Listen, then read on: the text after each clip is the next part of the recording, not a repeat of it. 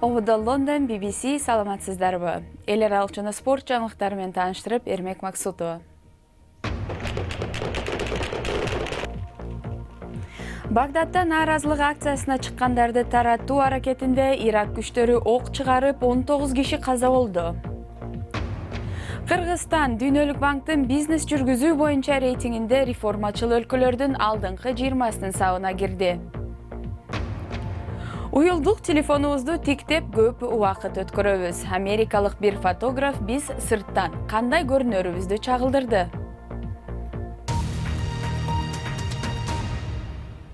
Ирактын баш калаасы Багдадда аскерий күчтөр коменданттык саатка каршылыгын көрсөтүп чыккан пикетчилерди таркатуу үчүн ок чыгарды. Өкмөт каарданган демонстранттарды токтотуу аракетинде шаар ичинде жүрүүгө чектөө киргизген. Өткөн жылы премьер-министр Адель Абдул-Махди бийликке келгенден бери мындай ири протесттер биринчи жолу болууда. Шейшемби күндөн бери зомбулук менен коштолгон нааразылык акциясы башка шаарларга да тарап, кеминде 19 киши каза болду. Коммуникация министрлиги Facebook менен WhatsAppка тыюу салгандан кийин зомбулук күчөгөнү маалым болду. Премьер-министр Адель Абдул-Махди зомбулук тууралуу өкүнүп жатканын жана окуя иликтенерин убада кылды. BBC'нин жакынкы чыгыштагы кабарчысы Алан Джонстондун баяндамасы. Наразылык акциялары шейшемби күнү башталып, шаршемби күнү өрчүп кетти. Бүгүн эртең менен өкмөт чечкиндүү кадамдарга барып, Багдадда белгисиз мөөнөткө чейин коменданттык саат киргизди. Бирок учурда адамдарды көчөлөргө чыгаруу үчүн атайын аракеттер байкалбайт. Көптөгөн маселелерден улам гыжырдануу өзүнөн өзү күчөп кетти. Көчөлөрдөгү демонстранттардын көпчүлүгү жаштар. Алар жумушсуздуктун күч алышына абдан кабатыр болушууда.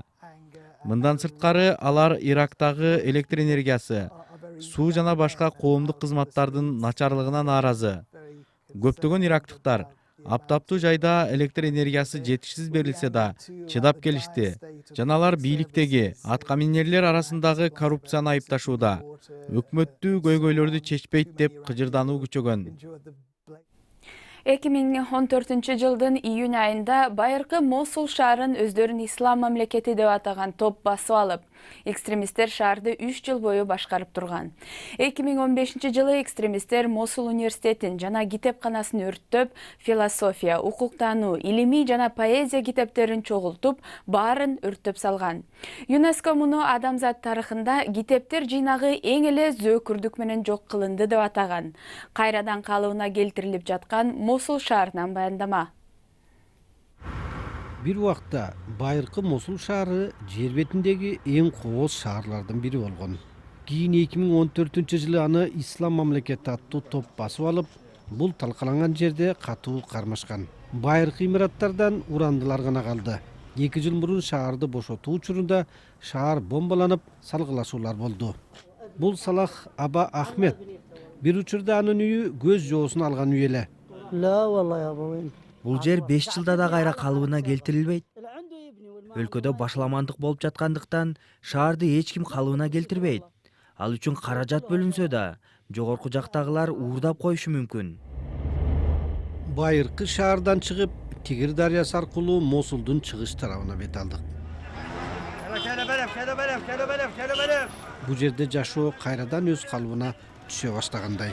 Бирок Мосулдун чыгыш тарабы дагы ислам мамлекетинин учурунда катуу жабыркаган экен.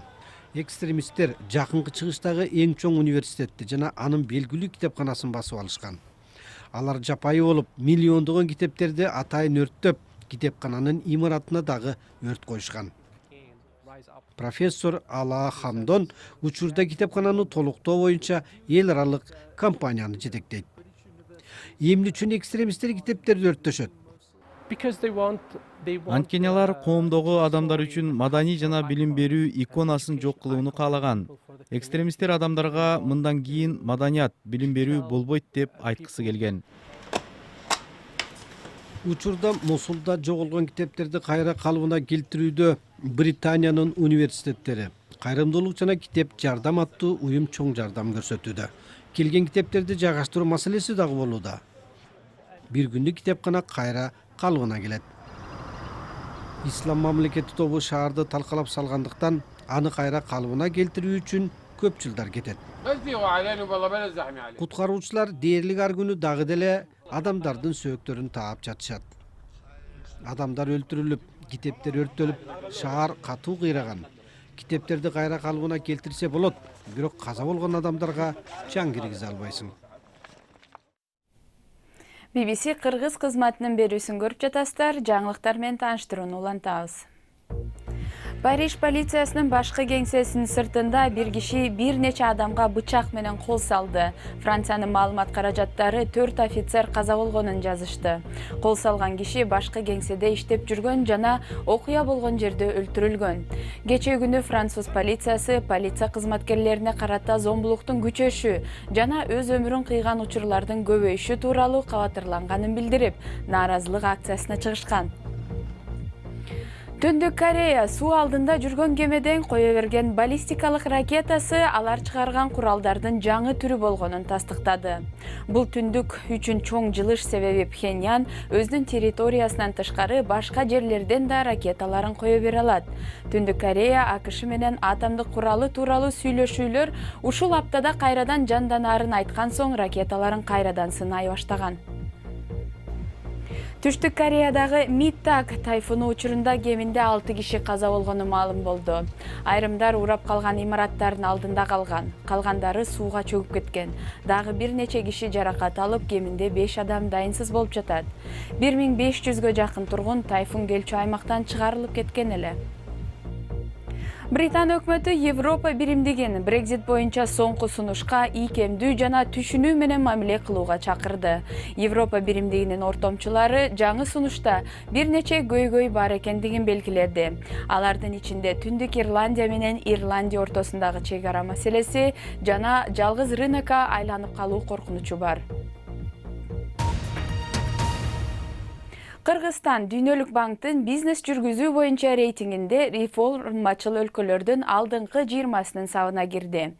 Бирок жалпы рейтингде азырынча 190 өлкөдөн 70-орунда. Кыргызстан кандай реформаларды ишке ашырды? Кабарчыбыз Азиза Култаеванын иликтөөсү. Кыргызстан бизнес жүргүзүүдө электр энергиясына туташуу, кредит алуу жана салык төлөө көрсөткүчтөрү боюнча секирик жасады. Дүйнөлүк банктын Кыргызстандагы өкүлчүлүгү билдиргендей, электр жарыгын өчүрүүлөр көзөмөлдөнүүдө, салыктар жөнөкөйлөштүрүлдү жана банктар берчү кредитти баалаган атайын бюро ачылды. Айрым эксперттер булар чынында ишке ашып жатат дешет. Кагаз түрүндө алып барып салык инспекцияга убактыбызды коротсак, азыр электрондук түрдө эле жиберсе болот. Бул чынында эле болуп атат, ишке ашып атат, биз ушу колдонуп атабыз. Ушундай көрсөткүчтөрдү эске алып, ушу 20 реформа жасаган 20 мамлекеттердин ичине киргизди болуш керек деп ойлойм. Кыргызстан бизнес жүргүзүү рейтингинде жалпы көрсөткүчтөр боюнча 190 мамлекеттин ичинде 70-орунда турат. Кыргыз өкмөтү 2023 жылга чейин 40 өлкөнүн ичине кирүүнү көздөйт. Анткени инвесторлор ушундай рейтингтерге карап акчасын салат. Бирок рейтинг кандай жол менен жүргүзүлөт деген суроо бар. Айрым эксперттер ал мамлекеттик органдар менен кызматташуунун гана натыйжасы. Көбүнчө мыйзамдарды гана анализдөө аркылуу ишке ашат деп сындап келишет. Кээ бир ишкерлер өзгөрүүлөр кагаз жүзүндө болушу мүмкүн дейт. Өзгөргөн жок эч кандай ставкалар, салык боюнча ставкалар. 2017 жылдан бери мен билишимче өзгөргөн жок да. Чоң бизнестерге тиешелүү болуп, ошолорго баягы кредит алуу мүмкүнчүлүктөрү балким ошо мамлекет жагынан жеңилдештирилген, кредитный ставкалар, процентный ставкалар кредит боюнча арзандатылган балким. А бизге деген андай эмелерге эч кандай бизге тиешеси жок. Ишкерлер Кыргызстанда өкмөттүн туруксуздугу бизнес жүргүзүүгө, инвестиция тартууга эң чоң тоскоолдук жаратат дешет. Ал эми Doing Business келишимди аткаруу, мүлктү каттоо, курулушка уруксаат өңдүү 10 көрсөткүчкө ылайык чыгарылат. Кыргызстан электр энергиясына жетүү боюнча 164, салык төлөө боюнча 150 сапта болчу.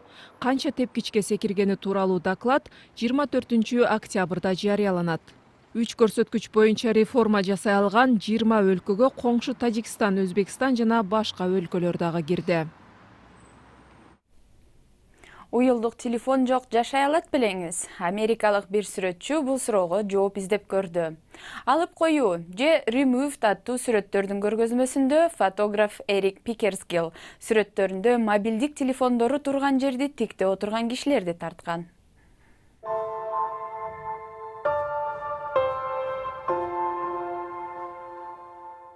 I'm falling asleep back to back with my wife in our bed.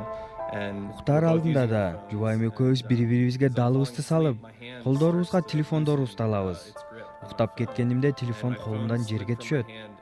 Бир жолу жерге түшкөн телефондун үнүнөн ойгонуп кетсем, телефонду дагы деле колумда кармап туруптурмун. Анан ошол учурда мага бир ой келип, The Removed же очолонуу аттуу долбоор жаралган.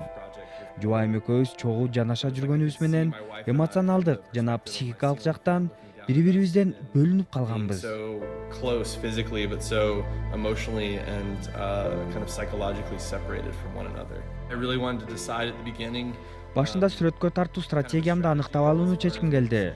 Санариптик форматта сүрөткө тартып, телефондо тарткан сүрөттү фотошопто өзгөртсөмбү, же адамдарды атайын жасалгалап сүрөткө тартсамбы деп аягында ушул чечимге келдим.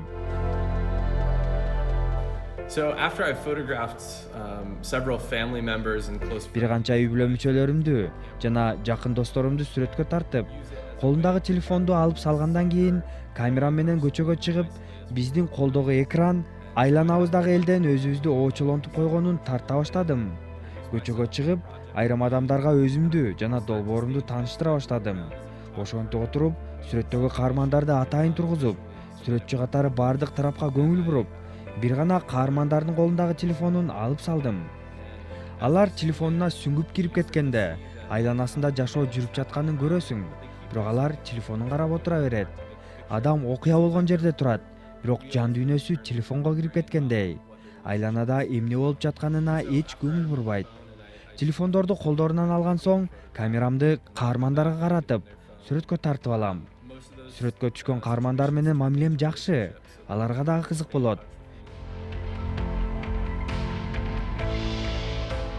traveling, across like kind of the southeast and a lot of the United States. Бүтүндөй түштүк чыгыш Азияны жана АКШнын көп бөлүгүндө саякаттап, дүйнөнүн ар тарабында болсо да баарыбыз бир убакытта окшош нерсе кыларыбызды билдим.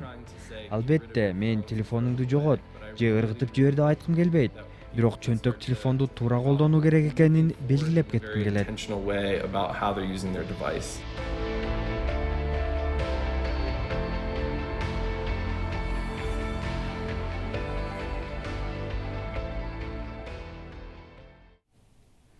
Эми спорт жаңылыктары. Чемпиондор лигасынын кечээки оюндарынан кийин Ливерпулдун менеджери Юрген Клоп анын командасы кечээки 4-3 эсебинде бүткөн Red Bull Salzburg менен болгон оюндан сабак алышы керек деп айтты. Мухаммед Салахтын жеңиштүү голуна чейин Ливерпуль 3 голду колунан чыгарып жиберген. Башка оюндарда Челси Лил командасын 2-1 эсебинде утуп чыкты. Голду Теми Эбрахам менен Виллиан киргизди. Бүгүн түнү Европа лигасында Пол Погба бутун оорутуп алганы үчүн Манчестер Юнайтеддин AZ Alkmaar менен оюнуна катышпай калат.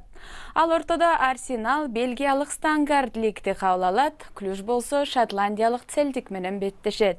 Англиялык Волверхамптон Истанбул шаарында Бешикташ командасы менен ойнойт. Түштүк Кореядагы бир мугалим окуучуларына Лего оюнчуктарынан робот кол жасагыла деп тапшырма берген экен. Майкл Байкрафт анын оң колундагы дефект тууралуу окуучулар көп сураганынан улам мындай тапшырма берген. Ал окуучуларды адамдын денесиндеги мүчүлүштүктөр тууралуу кененирээк билүүсүн каалаганын айтты. Майклдын айтымында окуучулар жасап чыккан дизайндар жана алардын инженердик жөндөмдөрү келечекте сөзсүз керекке жарайт. Бул жана башка жаңылыктар азыр интернет сайтыбыздын башкы бетинде турат. Дарегиз BBC Кыргыз Чекет.com сайтыбыздан жаңылыктарды окуп, радиобузду да уга аласыздар. Берүүнү жыйынтыктайбыз. Аны алып барган Эрмек Максутова. Саламатта калыңыздар.